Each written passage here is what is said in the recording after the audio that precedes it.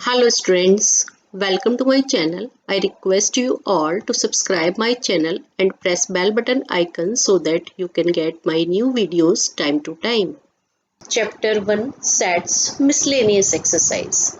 Question number 9. Using properties of sets show that A union A intersection B is equal to A and A intersection A union B is equal to A. ठीक है, थोड़े properties वाले questions चल रहे हैं तो इन्हें बहुत ध्यान से करने की जरूरत होती है। हमें सारे प्रॉपर्टीज याद होनी चाहिए और बेसिक्स हमें अच्छे से तैयार होनी चाहिए, तभी हम इन क्वेश्चंस को अच्छे से कर पाते हैं। ठीक है, फर्स्ट पार्ट लेते हैं। A union A intersection B. ठीक है, इसको लेके चलते हैं। A union A intersection B is equal to, ठीक है, डिस्ट्रीब्यूटिव लॉ लगाएंगे। ए यूनियन ए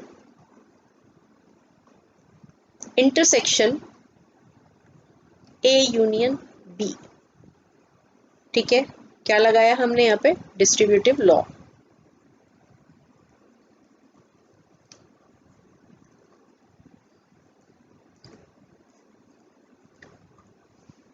ठीक है, अब देखो ए यूनियन ए किसके इक्वल हो जाएगा? ए यूनियन ए के इक्वल हो जाएगा। ठीक है ना, ए यूनियन ए का ए के साथ यूनियन निकाल रहे हैं तो ए ही आ जाएगा। ठीक है, इंटरसेक्शन ए यूनियन बी। ठीक है, अब देखो इसको, जब समझ में नहीं आए तो वेन डायग्राम बना लेना चाहिए और बहुत ही इजीली समझ में आ जाता है। ये हो गया यूनिवर्सल सेट, ये हमारा ए हो गया, ये हमारा बी हो गया। A union B, A union B क्या होगा? ये पूरा पोर्शन, ये पूरा आ जाएगा ए यूनियन बी में। इसका इंटरसेक्शन ए के साथ, ए के साथ एक A intersection A union B, A union B ये पूरा पार्ट है और A intersection A union B क्या पार्ट आ जाएगा हमारा? ये वाला,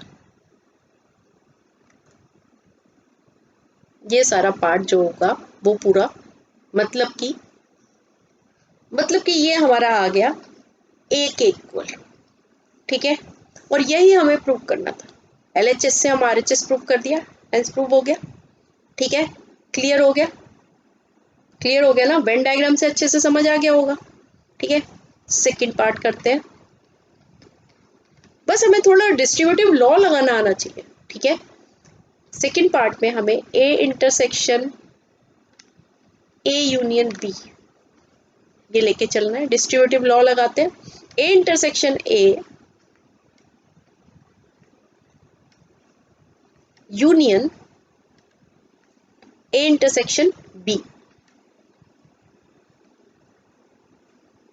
ठीक है, ए इंटरसेक्शन ए का ए के साथ इंटरसेक्शन तो ए ही आ जाएगा इसका, यूनियन ए इंटरसेक्शन बी। ठीक है, इसको भी ग्राफ से समझ लेते हैं, वेन डायग्राम से इजी हो जाते हैं हमारे क्वेश्चंस काफी वेन डायग्राम से। तो दिस इज यूनिवर्सल सेट, ये हमारा A and this is B. Right, A intersection B, A और बी का इंटरसेक्शन क्या है? ये वाला portion, this is A intersection B. अब हमें ए इंटरसेक्शन बी के साथ ए यूनियन निकालना है। ए पूरा पार्ट कितना है? ये पूरा पार्ट है ए। ठीक है, ये पूरा पार्ट हमारा क्या है? ए। ठीक है, और इसके साथ इस इंटरसेक्शन को लेना है यूनियन के साथ, तो ये पूरा का पूरा, ये सारा का सारा आ जाएगा इसके अंदर।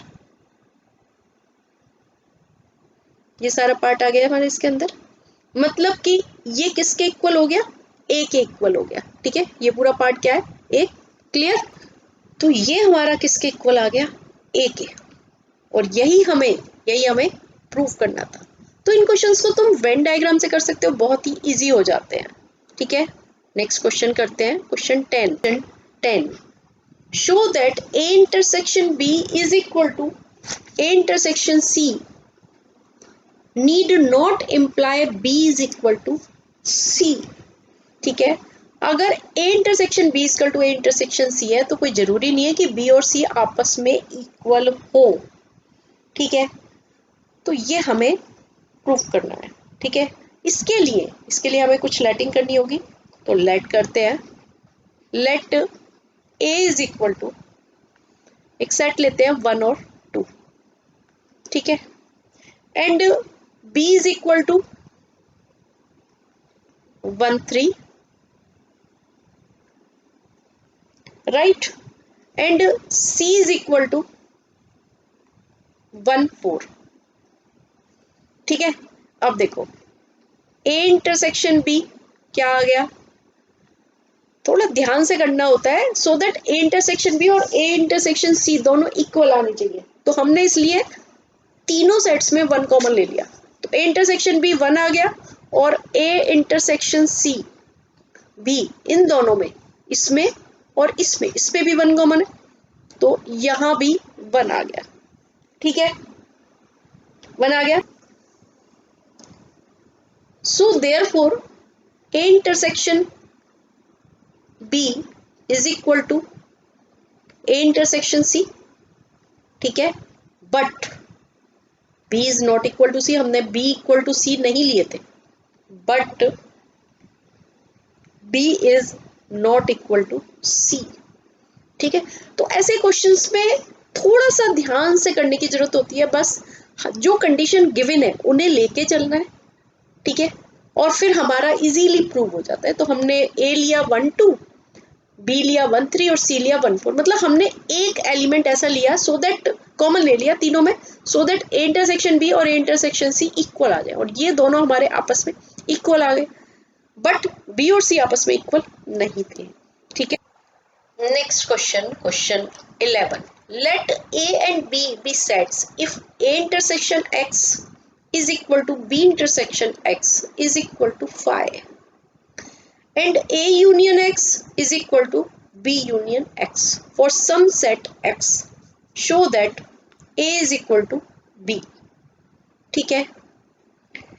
तो हमें गिवन क्या है, a intersection x is equal to b intersection x is equal to phi and a union x is equal to b union x, right. तो हमें ये जो गिवन है हम ये लेके चलेंगे, ठीक है, कि A union X is equal to B union X, ठीक है, जो हमें गिवन है हम उसमें से कुछ एक लेके चलेंगे और आगे हम उसको फिर सॉल्व करेंगे, ठीक है। और यहां लिखेंगे for some set X, right. अब देखो कई बार क्या होता है कि हम जब अलजेब्रा करते हैं तो अगर a plus B is equal to C plus D, तो हम दोनों साइड पे 3 मल्टीप्लाई कर देते हैं, तो यहाँ यूनियन इंटरसेक्शन में भी ऐसी कहानी होती है, हम कोई भी चीज़ यहाँ पे इंटरसेक्शन की फॉर्म में दोनों साइड लगा सकते हैं या यूनियन की फॉर्म में लगा सकते हैं यहाँ पर। तो हम यहाँ पे क्या लगाने वाले हैं, हम यहाँ पे लगाने वाले हैं a intersection a union x is equal to a intersection b union x। समझ रहे हो ना ये स्टेप क्यों किया गया है, ठीक है। देखो कई बार तुम्हारे पास होता है कि 4 plus X is equal to 3 plus Y, and और कई बार हम कर देते हैं multiply both the side by X. Solve करने के लिए हम लिख देते हैं कि multiply by both sides by X. तो हम क्या करते हैं, दोनों साइड्स को x से मल्टीप्लाई कर देते हैं ना, 4 plus X is equal to X 3 plus Y. हम इस तरीके से अलजेब्रा में करते हैं ना, वही सेम चीज हमने यहाँ पर करी है। इंटरसेक्शन यूनियन में सेम चीज अगर इंटरसेक्शन में दोनों साइड ले आए या यूनियन में दोनों साइड ले आए तो वो हम कर सकते हैं, तो वही हमने यहाँ पे ए इंटरसेक्शन दोनों साइड लगा दिया। इतनी बात समझ आ गई।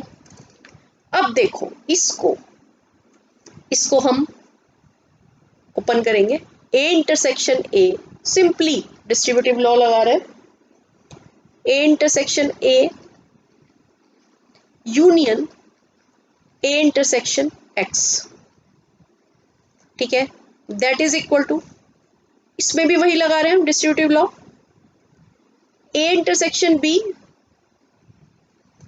Union A intersection X, sorry, ठीक है, इतनी बात क्लियर हो गई। अब A intersection A that is equal to A का ए के साथ इंटरसेक्शन है तो ए आ जाएगा। Union X, A intersection X की जगह पे हमें क्या गिवन है यहाँ पे, intersection X is equal to B intersection X is equal to phi given है, तो यहाँ पे आ जाएगा फाई। तो ए यूनियन फाई इधर आ गया and A intersection B union और ए इंटरसेक्शन एक्स, यहां भी हमारा फाई आ जाएगा। क्लियर, क्योंकि हमें ये फाई के इक्वल गिवन है। इतनी बात समझ आ गई। अब ए का जब फाई के साथ यूनियन लेंगे, ए का जब फाई के साथ यूनियन लेंगे तो ए आएगा आंसर। ठीक है, बेसिक प्रॉपर्टी है। And A intersection B union phi, तो यहां भी ए इंटरसेक्शन बी आएगा।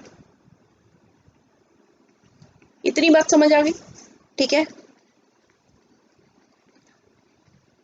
ठीक है, बहुत ही ध्यान से करने की जरूरत होती है। अब जब a is equal to A intersection B है, जब a is equal to A intersection B है, मतलब ये समझ लो तुम इसको वेन डायग्राम से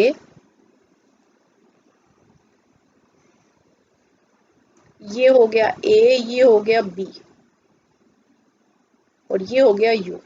ठीक है, a इंटरसेक्शन b मतलब a intersection b, basically a intersection b में पार्ट आना चाहिए ये वाला, लेकिन हमें A intersection B is equal to क्या गिवन है, A intersection B is equal to हमें ये पूरा का पूरा गिवन है।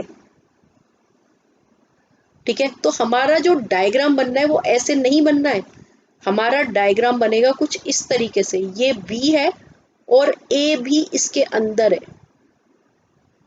ये ए है और ये बी है, और इस तरीके से हमारा इसका वेन डायग्राम बनेगा।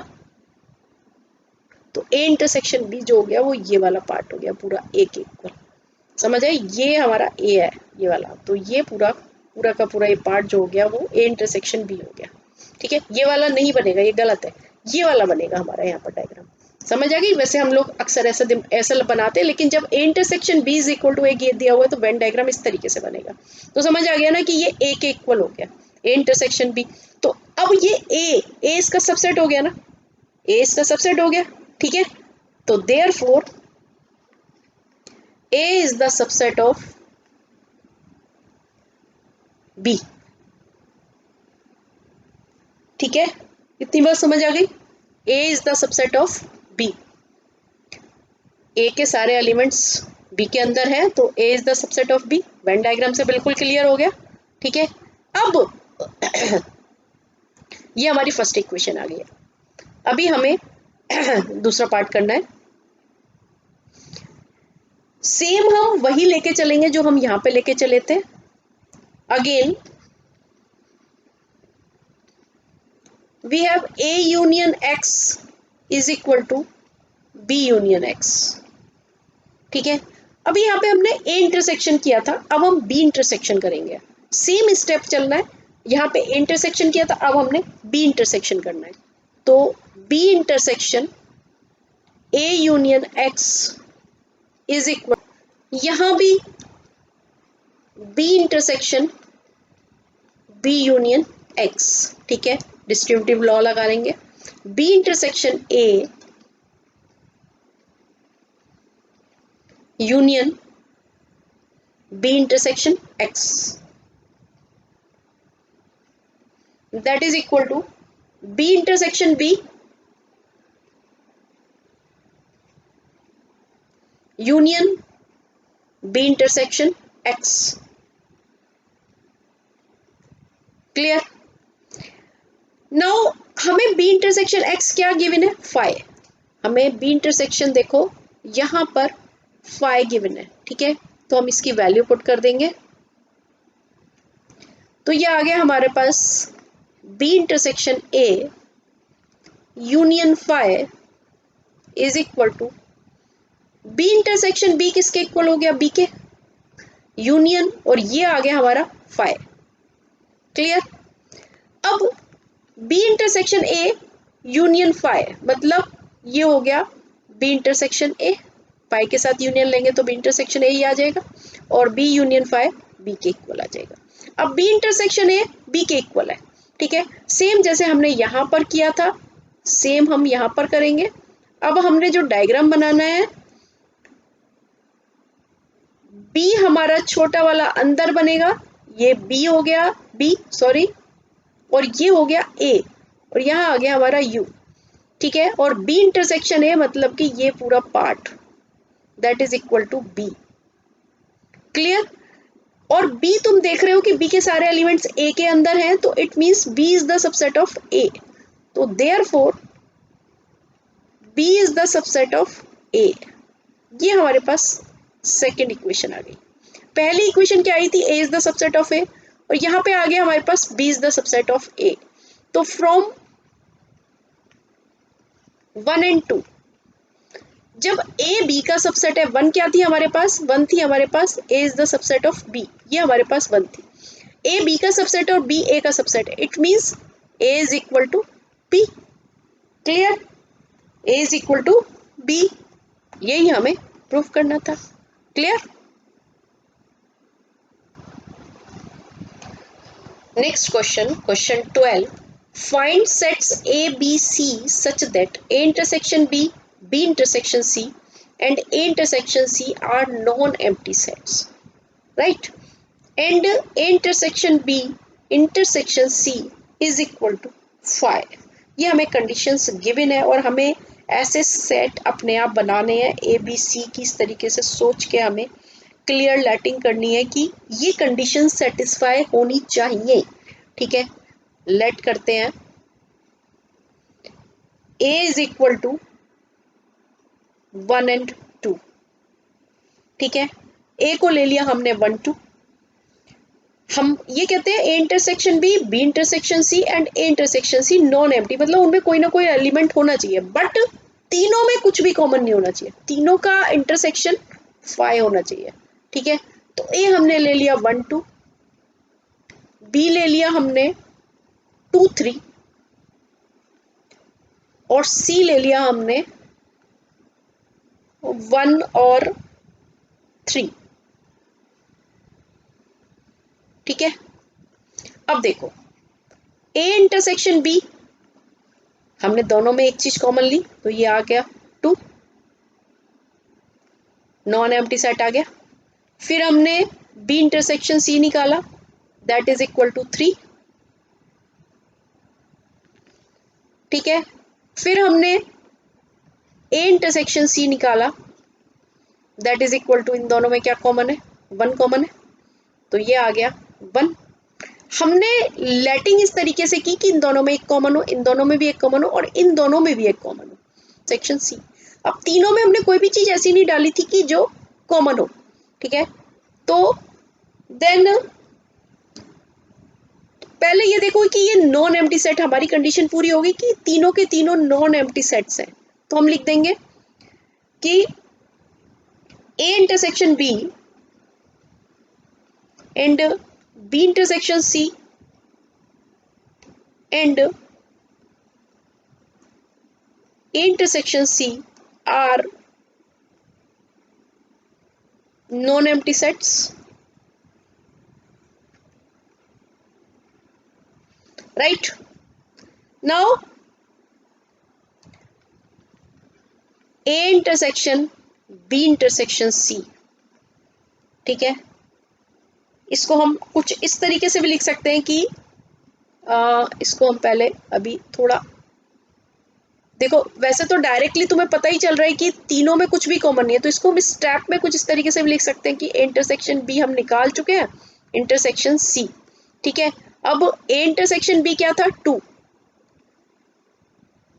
राइट, और इंटरसेक्शन सी क्या है हमारे पास, 1 and 3, तो हमारा क्या आ गया, दिस इज इक्वल टू 5, ठीक है, 5 आ गया। तो यही हमारी कंडीशन थी, तो therefore A intersection B intersection C is equal to 5। तो ये हमारी लेटिंग जो थी, वो हमारी जो हमने सेट्स बनाने थे वो हमने बना दिए, ये हमारा आंसर था। A is equal to 1 2, B is equal to 2 3 and C is equal to 1 3, ठीक है। आशा है कि आप लोगों को ये क्वेश्चंस अच्छे से समझ आ गए होंगे। पहले प्रॉपर्टीज को अच्छे से याद करना है, उसके बाद क्वेश्चंस करने हैं, बेसिक्स बहुत अच्छे से याद होनी चाहिए, तभी ये क्वेश्चंस आप